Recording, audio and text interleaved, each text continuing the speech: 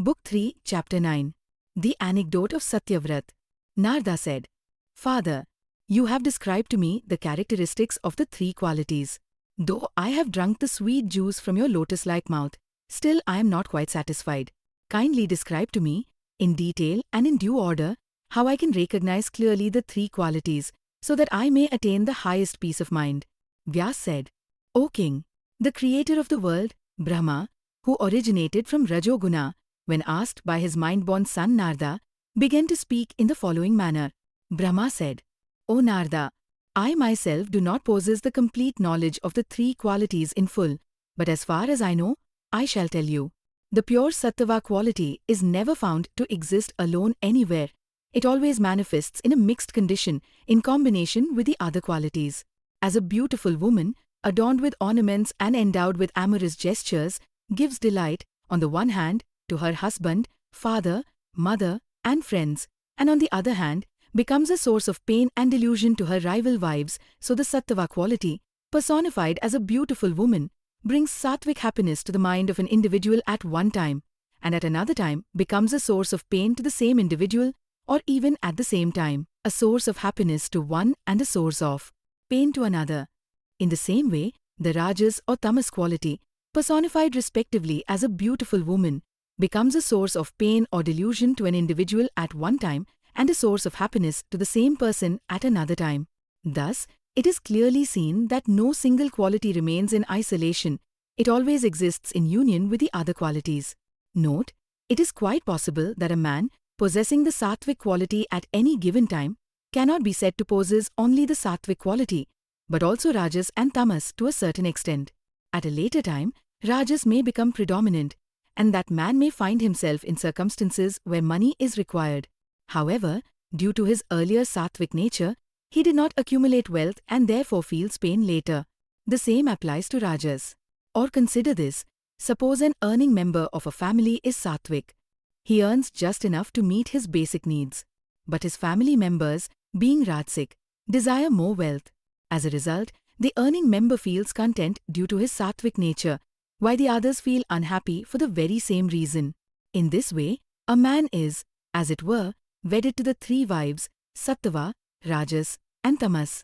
Brahma said, O Narada, when the three qualities remain in their own true nature, the effects produced by them also remain consistent, unchanged by differences in time or person. But when they become intermingled, each of them may produce effects that are at times contrary to their inherent nature. A young, beautiful woman, shy, modest, sweet-natured, well-versed in religious learning, of good conduct, skilled in love, and filled with tender sentiments, becomes a source of loving delight to her beloved, while at the same time being a cause of pain to her rival wives. In the same way, each of the three qualities, Sattva, Rajas, and Tamas, assume different aspects depending on time and the nature of the individual. O Narada, just as one woman may bring pain and delusion to her rival wives and pleasure to her husband and friends, so too the Sattva quality, when perverted, can become a source of pain and delusion to the individual. Just as the police, sepoys, and constables are, on the one hand, a delight to saints and a cause of trouble to thieves, and, on the other hand, a source of pain and confusion to the thieves and robbers. Again, as a heavy shower of rain on a pitch-dark night during the rainy season, when the sky is overcast and filled with flashes of lightning and thunder, becomes, on the one hand, a source of great joy to a farmer who has all his seeds, implements, and preparations in place, and, on the other hand, a cause of pain to the unfortunate householder whose house is not yet fully thatched or who has not collected beams and grass for roofing, and a cause of utter bewilderment to the young woman whose husband is abroad and expected to return at that time. So also, the three gunas, when perverted by contact with the other gunas, produce results contrary to their inherent nature, unlike the effects they would have produced had they remained unperverted. Brahma said, O child, let me again speak to you about the characteristics of the three gunas. The Sattva guna is pure, clear, illumining, light, not heavy, and white in nature. When the senses, such as the eyes, and the limbs feel very light, when the heart and mind are clear, and when there is dispassion towards Rajasic and Tamasic enjoyments, know then that Sattva has become predominant in the body. When there is a tendency to yawn, when rigidity sets in, when the faculties are suppressed, and when drowsiness prevails, understand that the Rajasic quality has increased. Again, when one becomes quarrelsome, wanders off to other villages, remains constantly restless and inclined to fight, when there is a feeling of heaviness in the body, as if wrapped in dense darkness, when the limbs and senses are dull and heavy, the mind feels vacant, and sleep is unwelcome, know then, O Narada, that Tamas has risen excessively. Narada said, O Father, you have described the different characteristics of the three Gunas, but I still cannot understand how they act together in conjunction. Just as those who are enemies do not work in unity, these Gunas, having opposite characteristics, seem like enemies to one another. How then can they act in harmony? Kindly explain this to me once again. Brahma said, O Narada, the three Gunas may be likened to a lamp.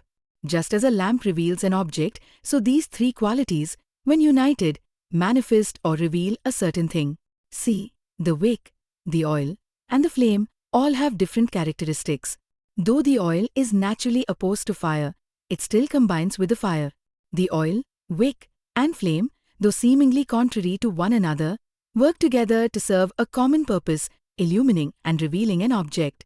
In the same way, O Narada, all the three Gunas, though of opposite nature, together help in manifesting the same reality. Narada said, O son of Satyavati, the lotus-born Brahma thus explained the three Gunas, which are born of Prakriti and are the causes of this universe. What I had heard from you earlier about the nature of Prakriti, I have now described to you.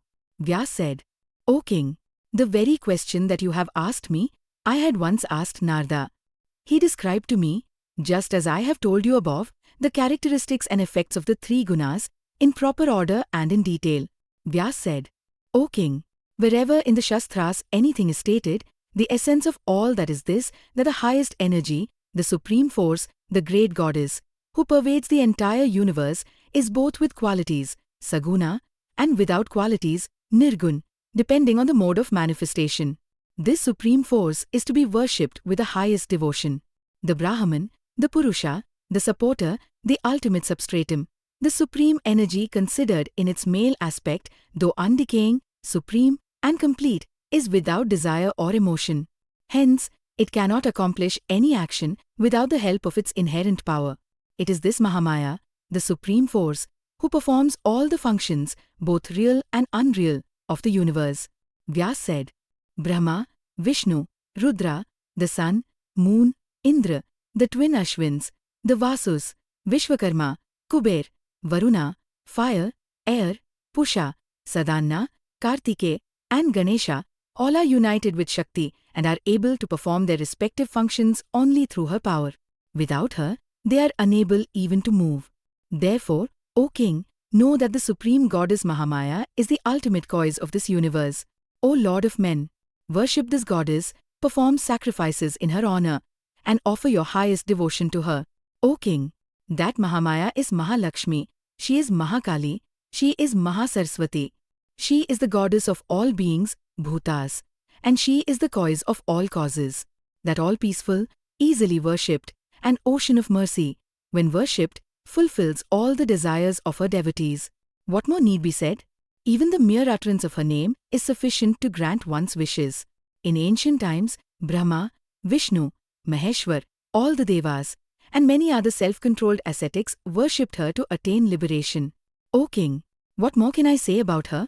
Even if one utters her name indistinctly, she grants the desired objectives, even if they are otherwise quite unattainable. In the midst of a forest, at the sight of tigers and other ferocious animals, if a person, becoming afraid, cries aloud her seed mantra twice, saying Ai, Ai, without the bindu, thus incorrectly, instead of aim, aim, she still grants his desires immediately. O best of kings, there is the well-known example of Satyavrata in this regard. The mere utterance of the name of Bhagavati brings about unforeseen results. This has been witnessed by us and by many other high-minded munis. Moreover, in the assemblies of Brahmans, I have often heard many sages quoting numerous instances in detail to illustrate this truth. Vyasa said, O king, there once lived a Brahman named Satyavrata, who was illiterate and a complete blockhead. One day, he happened to hear the sound A being uttered by a pig. Later, during a conversation, he himself incidentally repeated that same sound, and by that mere utterance, he became one of the greatest Pandits. Note, Aim is the seed mantra, Bija mantra, of Saraswati, the goddess of learning. The goddess Devi, the ocean of mercy, upon hearing the utterance of the syllable A by that Brahman, became immensely pleased and blessed him, making him the best of poets. Here ends the 9th chapter of the 3rd book on the characteristics of the Gunas from the Srimad Devi Bhagavatam, the Mahapurana of 18,000 verses, composed by Maharshi Vyasa.